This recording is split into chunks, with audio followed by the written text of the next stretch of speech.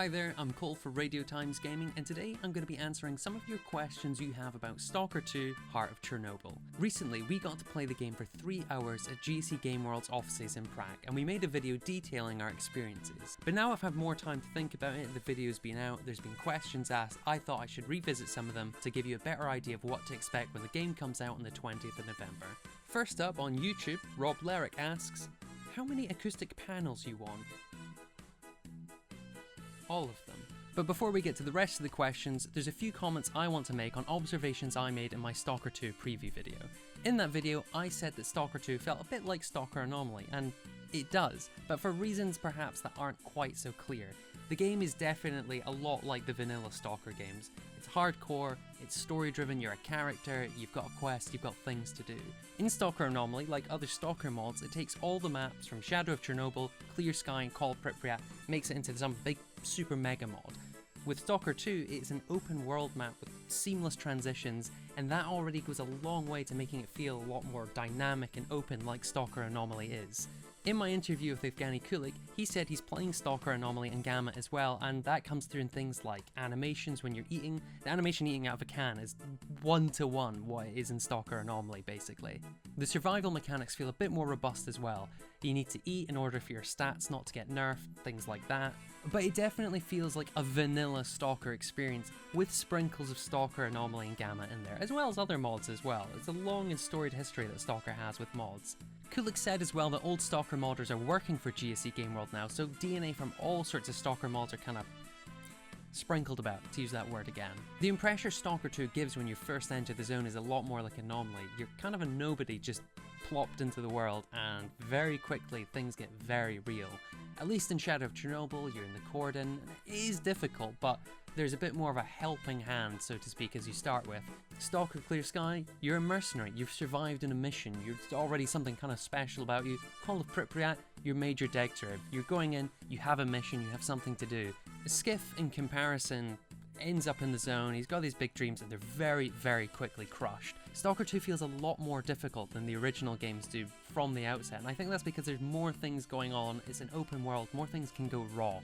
There is a tutorial section which does a pretty good job of introducing you to the mechanics, but it's still difficult. You're going up a bloodsucker in like the first 10 minutes. I also want to address a comment I made about being a bit more lenient on Stalker 2 because of the circumstances GSC Game World have found themselves in. I agree, as consumers, we want games to be bug-free, smooth, we want our money's worth. I think Stalker 2 will provide that based on my playtime. The only bugs I really encountered were getting stuck on a ladder. I just had to climb up a bit, jump down, it was fine.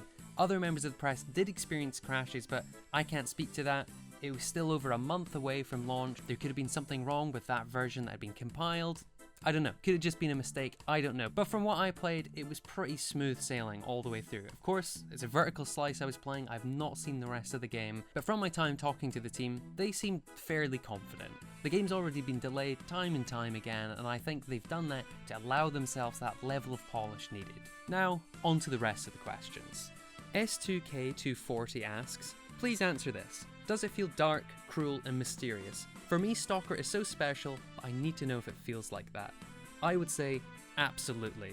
As I've already said, from the get-go, it's hard. It is so oppressive, the atmosphere, it feels like anything will kill you. I felt like the pigeons could kill me. On the Stalker subreddit, IotaCos67 asked a similar question. Do you think Stalker 2 will have a similar horror vibe to it like the first game did? I would say absolutely. Again, whilst it was only 3 hours in, you start off, it's night, there's bloodsuckers, you go in, you lose everything, and you're scraping by. I did go into one facility known as the Sphere that's filled with people, but in other pre-release materials we've seen the usual foreboding atmosphere, dark, dingy underground facilities full of mutants. During my time playing, again, I wasn't in any sort of underground spooky facility, but I was accidentally firing off shots when things would jump up, just anything. The atmosphere was so tense and thick, I think we're going to be scared silly. Next, Nadsky9947 asks on YouTube, at 10 minutes 2 seconds there are some dots on the suit. Would they be possible upgrades? Does upgrades update our suit visuals as long with the HUDs? Now there are certainly suit upgrades as well as weapon upgrades. As for if they change the HUD, I'm not sure. I didn't delve too much into the upgrade thing, I was too busy exploring the map, to be honest. Now I've already kind of answered this one, but again on YouTube, DarkHelmet82 asks, so is the new map going to be like the old one where it looks really big but you're confined to large paths essentially? Would love to see a true open world. Well, you're going to be in for a great time because it is a completely seamless open world. On YouTube, Operative Sus asks, will Stalker 2 be on PS5? Can we confirm this? No, I can't, I'm sorry, but I think it would make a lot of financial sense if it was released on PS5, so GC Game World, your move. The original 3 games have seen a re-release on PlayStation and even Nintendo Switch, so... Arminator2826 asks, are you recording in a coffin? Not quite dead yet, so no. This is actually a home recording studio I built, and I saw another comment saying that it must be pretty expensive. It wasn't. I got all this foam off of Facebook Marketplace, and you can't see it, but it's basically a plywood box. It kind of looks a bit like a kill room, if I'm being honest. Finally, Chris IV8SB says, bro is built like a Stalcraft character. I'm in awe at the size of that jaw. Thanks.